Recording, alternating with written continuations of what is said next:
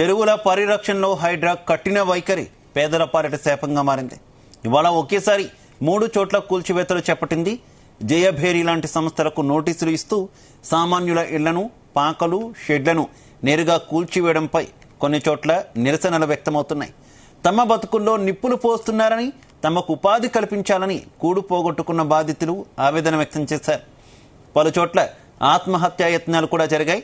పోలీసులు వారిని అడ్డుకొని పంపించేశారు. అయితే కూల్చివేతలపై క్లారిటీ ఇచ్చారు Hydraa commissioner Ranganath. FTL buffer జోన్లో ఇప్పటికే నివాసం ఉంటున్న ఇళ్లను కూల్చివేయబోమని, నిర్మాణంలో ఉన్న అక్రమ ఇళ్లు, విల్లాలు, షెడ్లను కూల్చేస్తామని చెప్పారు.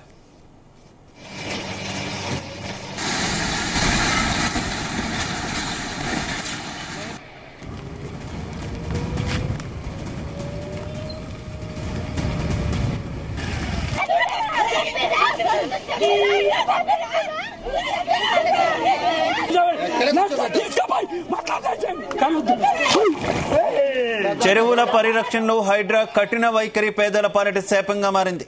ఇవాళ ఒకేసారి 3 చోట్ల కూల్చివేతలు చేపట్టింది. జయభేరి లాంటి సంస్థలకు నోటీసులు ఇస్తూ సామాన్యుల ఇళ్లను, పాకలు, షెడ్లను నేరుగా కూల్చివేయడంపై కొన్ని చోట్ల నిరసనలు వ్యక్తమయ్యాయి. తమ బతుకుల్లో నిప్పులు పోస్తున్నారని, తమకు ఉపాధి కల్పించాలని గూడు పోగొట్టుకున్న బాధితులు ఆవేదన వ్యక్తం చేశారు. పలు చోట్ల ఆత్మహత్యా యత్నాలు కూడా జరిగాయి. పోలీసులు వారిని అడ్డుకొని పంపించేశారు. అయితే కూల్చివేతలపై క్లారిటీ ఇచ్చారు Hydraa commissioner Ranganath. FTL buffer జోన్లో ఇప్పటికే నివాసం ఉంటున్న ఇళ్లను కూల్చివేయబోమని, నిర్మాణంలో ఉన్న అక్రమ ఇళ్లు, విల్లాలు, షెడ్లను కూల్చేస్తామని చెప్పారు. ఇదే విషయానికి సంబంధించి మరింత సమాచారం మా క్రైమ్ బ్యూరో రవితేజ అందిస్తారు. రవితేజ, ఉదయం నుంచి హైడ్రా చేపడుతున్నటువంటి కూల్చివేతలపై మాత్రం తీవ్ర వ్యతిరేకత పెరుగుతా ఉంది. స్థానికులంతా కూడా ఏకమయ్యి రాష్ట్ర ప్రభుత్వానికి హైడ్రాకు వ్యతిరేకంగా పెద్ద మొత్తంలో ఆందోళన వ్యక్తం చేసినటువంటి పరిస్థితి కనబడుతోంది. పేదలు, నిరుపేదలు కేవలం ఇతర రాష్ట్రాల నుంచి జీవనోపాధి కోసం ఈ కన్స్ట్రక్షన్ ఇళ్ల పనులు చేసుకుని రోజువారీగా జీవనం సాగిస్తున్నటువంటి వారందరూ కూడా రోడ్డుపైకి వచ్చారు. ఇదంతా కూడా సర్కార్ కావాలని రోడ్డు మీదకి తీసుకొచ్చి ఈ రోజు ఏ గూడు లేకుండా, ఎలాంటి షెల్టర్ లేకుండా తీసుకొచ్చి రోడ్డుపై వేసి వర్షానికి తడిచే విధంగా వ్యవహరిస్తా ఉన్నారంటూ కూడా ఆవేదన వ్యక్తం చేస్తా ఉన్నారు.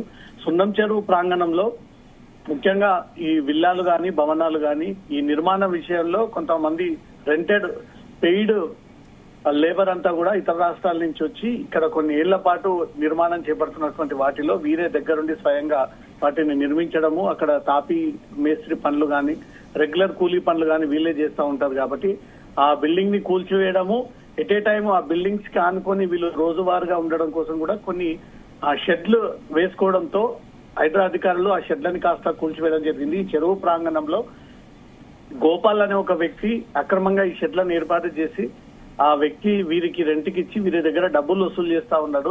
ఇది కేవలం నిరుపేదలు ఉంటున్నటువంటి ఇండ్లు కాదు, కమర్షియల్ కాంప్లెక్స్ లో ఎవరైతే నిర్మాణాలు జరుపుతా ఉన్నారో ఆ యజమానులు ఈ వ్యక్తితో టైఅప్ అయ్యి అక్కడ షెడ్లు ఏర్పాటు చేసి దాని ద్వారా వీళ్ళు మంత్లీ రెంట్ గా పే చేస్తా ఉన్నారు. వెనక నుంచి కొంతమంది పేరు పలుకుబడి ఉన్నటువంటి వ్యక్తులని ఈ నిరుపేదల్ని స్క్రీన్ ముందు పెట్టి వెనక నుంచి ఆడిస్తా ఉన్నారు అన్నట్టుగా కూడా హైడ్రా అధికారులు భావిస్తా ఉన్నారు. హైడ్రా కమిషనర్ చాలా స్పష్టంగా ఒక నోట్ కూడా రిలీజ్ చేయడం జరిగింది.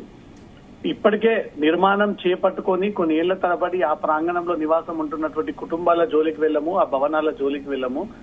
ఇక్కడ వ్యాపారం పేరుతో రియల్ ఎస్టేట్ మాఫియా చెరువులని కబ్జా చేసి కొంతమంది పొలిటికల్ ఇన్ఫ్లుయెన్స్ యూజ్ చేసుకొని ఈ చెరువులని కబ్జా చేసి అక్కడ నిర్మాణం చేపట్టి ఆ నిర్మాణ పనుల కోసం లేబర్ ని తీసుకొచ్చి వారికి కూడా షెల్టర్ కల్పిస్తామంటూ కూడా అదే ఎఫ్టీఎల్ పరిధిలో కూడా ఈ షెడ్లను ఏర్పాటు చేసి కుటుంబాలని అక్కడ నివాసం ఉండేటువంటి ప్రయత్నాలు జరుపుతా ఉన్నారు. ఇదంతా కూడా ఇల్లీగల్ గా, దీనికి అంతా కూడా బాధ్యత బిల్డర్లది, ఓనర్లది, ఆ కన్స్ట్రక్షన్ భవనాలు చేపడుతున్నటువంటి యజమానులదే బాధ్యత అంటూ కూడా ఒక పక్క అధికారులు ఈ రోజు రోడ్డుపైకి వచ్చి ఏ గూడు లేకుండా, కనీసం తిండి లేకుండా 3 పూటల పాటు రోడ్డు పైన నిలబడి తమ ప్రభుత్వం ఆదుకుంటుందేమో, తమకు ఏమైనా జీవనోపాధి కల్పిస్తుందేమో అనే దానిపై కూడా ఎదురు చూస్తా ఉన్నారు. ఉదయం నుంచి కూడా ఈ కూల్చివేతల విషయంలో స్థానికులు, సున్నం చెరువుల్లో నష్టపోయినటువంటి బాధితులంతా కూడా కొంతమంది ఆత్మహత్య యత్నం, ఒంటిపై పెట్రోల్, కెరోసిన్ లాంటి ఈ ప్రమాదకరమైనటువంటి మెటీరియల్ ని వేసుకుని ఆత్మహత్య చేసుకునేటువంటి ప్రయత్నం చేయడము, ఇదే చెరువు కానుకొని చాలా సంవత్సరాల పాటుగా వీళ్ళు జీవనం సాగిస్తున్నటువంటి వారి షెడ్లని కూల్చివేయడము, చెరువులని రక్షించాల్సినటువంటి బాధ్యత మాదంటూ హైడ్రా, చెరువు పక్కకు ఆనుకొని సంవత్సరాల పాటు నివాసం ఉంటున్నాం, మరి మా పరిస్థితి ఏంటంటూ స్థానికులు ఈ ఇద్దరి మధ్య ఉద్రిక్త పరిస్థితుల నడుమ ఉదయం నుంచి కూడా ఈ కూల్చివేతల ప్రక్రియ కొనసాగుతా ఉంది. పూర్తి స్థాయిలో సున్నం చెరువుకు ఆనుకొని ఉన్నటువంటి 26 ఎకరాల విస్తీర్ణంలో ఉన్నటువంటి భవనాలన్నీ కూడా కూల్చివేశారు. దాంట్లో కొంతమంది పేదలకు సంబంధించినటువంటి అక్రమ షెడ్లు, కొన్ని పొలిటికల్ స్థానికంగా కొంతమంది బిజినెస్ పరంగా అక్కడ షెడ్లను ఏర్పాటు చేసి అది ఫుడ్ కోర్ట్స్ గా, టీ స్టాల్స్ గా, బేకరీస్ గా, చైనీస్ ఫాస్ట్ ఫుడ్ లాగా వాటిని ఏర్పాటు చేసి దాని ద్వారా వ్యాపారం చేపడతా ఉన్నారండి. దానిపై కూడా ఇది వెలుగులోకి వచ్చినటువంటి అంశం. వీటన్నిటినీ హైడ్రా ఎప్పటికప్పుడు గుర్తించి ఈ నిరుపేదలు నిజంగానే నివాసం ఉంటున్నటువంటి ప్రాంతం కాదు, ఈ నిరుపేదలను అడ్డుపెట్టుకొని అయితే రవితేజ కొంతకాలంగా హైడ్రా కూల్చివేతలు స్పీడప్ చేసిన తర్వాత ఒక రకమైనటువంటి వాదన ఎక్కువగా బయటకు వస్తున్నటువంటి పరిస్థితి. కేవలం కావాలని కొంత నిరుపేదల్ని బూచీగా చూపించి పెద్దవాళ్ళు తప్పించుకునేటటువంటి ప్రయత్నం జరుగుతుంది. హైడ్రా కూల్చివేతల విషయంలో బాగా ఈ విషయాన్ని ప్రజల్లోకి తీసుకెళ్లి పోర్ట్రేట్ చేయాలని చెప్పి పెద్దలు ఒక స్కెచ్ వేశారు అనేటటువంటి వార్త కూడా సర్క్యులేట్ అవుతున్నటువంటి పరిస్థితి కదా. ఏమనుకోవాలి, ప్రస్తుతం ఈ రోజు జరిగినటువంటి ఘటన కూడా దాని కిందకి వస్తుంది అనుకోవాలా? హైడ్రా చాలా క్లియర్ గా విషయం పైన స్పష్టంగా రాష్ట్ర ప్రజలందరికీ, హైదరాబాద్ ప్రజలకు తెలిసే విధంగా వ్యవహరిస్తా ఉంది. నిజంగానే గతంలో మాజీ మంత్రి మల్లారెడ్డి యూనివర్సిటీ, పల్ల రాజేశ్వర్ రెడ్డి కాలేజీలు, ఓవైసీకి చెందినటువంటి భవనాలు, ఇటు ఎన్ కన్వెన్షన్ కూల్చివేత తర్వాత జన్వాడలో ఉన్నటువంటి రాజకీయ నాయకుల యొక్క ఫామ్ హౌజులు, ఇవన్నీ వ్యవహారాలు వెలుగులోకి వచ్చినప్పటికీ వాటిపైన దృష్టి పెట్టకుండా ఈ చెరువుకి ఆనుకొని ఉన్నటువంటి నిరుపేదల ఇళ్లపైనే హైడ్రా జులూం ప్రదర్శిస్తా ఉంది. వీరి పట్ల దౌర్జన్యంగా వ్యవహరిస్తూ కనీసం టైం ఇవ్వకుండా ఇంట్లో సామాన్ ఆ రకంగానే పెట్టి ఈ కూల్చివేతలు తొలగించడంపై మాత్రం స్థానికుల నుంచి తీవ్ర వ్యతిరేకత పెరుగుతా ఉంది. హైడ్రా మాత్రం అందరినీ సమానంగానే వ్యవహరిస్తా ఉన్నాము.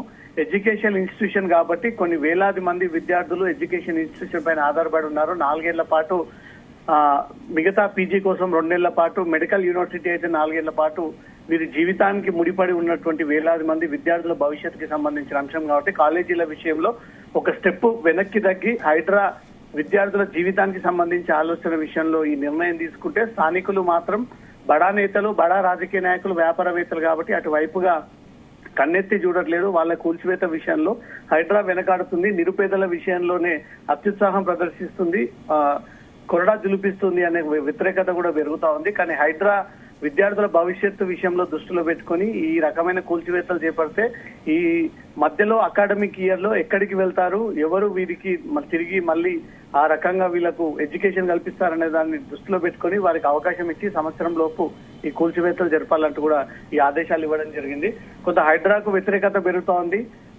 పేదలకు, నిరుపేదలకు, మిడిల్ క్లాస్ వారు మాత్రమే టార్గెట్ గా చేసుకొని కూల్చివేస్తా ఉన్నారనేది ఒక పక్క విమర్శలు అయితే, ఎవరైనా ఒకటే అంటూ అందరినీ సమానంగా ట్రీట్ చేసి వచ్చినటువంటి ఫిర్యాదులపైన ఈ కూల్చివేస్తున్నామంటూ మాత్రం హైడ్రా స్పష్టంగా తెలియజేసింది. ఈ రోజు రిలీజ్ చేసినటువంటి నోట్లో మాత్రం కీలకమైనటువంటి ఆదేశాలు జారీ చేసింది. ఇప్పటికే ఇల్లు కట్టుకొని కుటుంబంతో నివాసం ఉంటున్నటువంటి వారి అందరినీ కూడా రెసిడెన్షియల్ పర్పస్ ఉన్నటువంటి కుటుంబాలను డిస్టర్బ్ చేయడు, కమర్షియల్ గా ఆ భూములను కబ్జా చేసి భవనాలను ఏర్పాటు చేసి రెంట్లు వసూలు చేయడము, అవి పూర్తి స్థాయిలో అమ్మకాలకి పెట్టడము, దాన్ని కోట్లాది రూపాయలుగా దాని మీద వసూలు చేయడం, ఇదంతా కూడా కమర్షియల్ కిందకుంటే మాత్రం ఖచ్చితంగా అవన్నీ కూల్చేస్తామంటూ మాత్రం ఆదేశాలు ఇవ్వడం జరిగింది.